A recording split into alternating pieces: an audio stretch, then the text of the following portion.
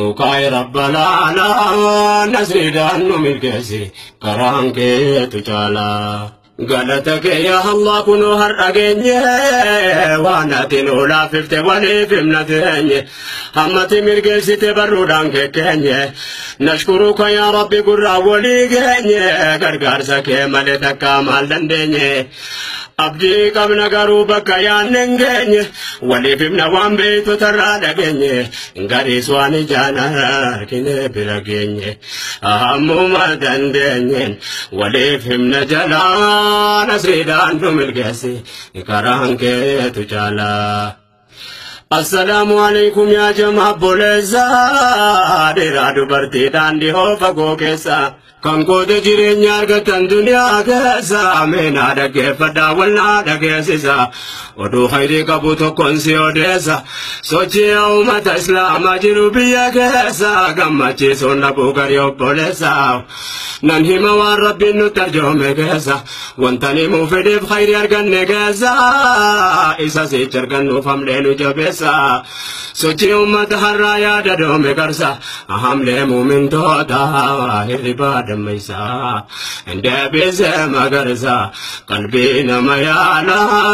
nasridan numilkesi karanke tuchala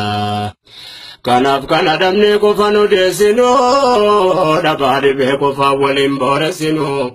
khayri ummat kenyas me abarresino amle mumin to da ka jabesino ilma barse fanne ka ko pesino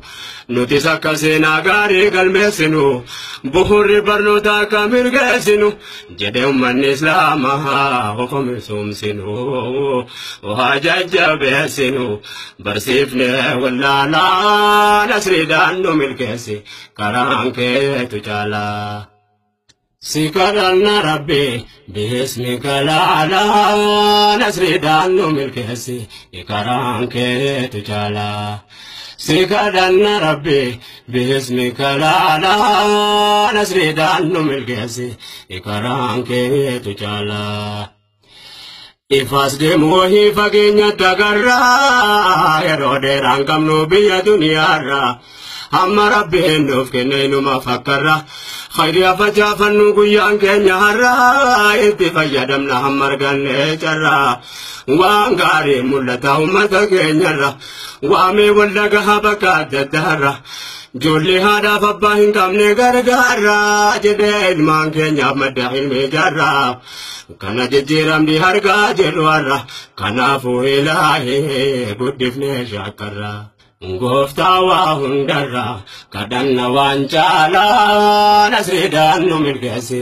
karanke tuchala Ya Rabbi angonsa wa hunda olte galanni kansati wa me kanute tahabin ulama garini fabahe tari hawi kenya biraga ukaye ummata islama wa me wannagahe ya Allah ummata sejeta walgahe diradu bartida wa me chadagahe gari ade mehla le kamam biragahe intuta khairi rate wal gargaru bahe ngamaje walgahe fadli rabbana ala nasridan numilkesi karanke tuchala anana rabbu man numilkeso kaba mumin to tawalitin ufka bi ajaba baha fi diyar ulama jajaba Allahu akbar jade sagale wajaba duram bekto tumat warga wal dadaba amma wande bote wal argu gaggaba kote sutan gafaf mata fi gaggaba ummani jararge gammachu of daba wale tiga jige kapata fi daban islam ni wal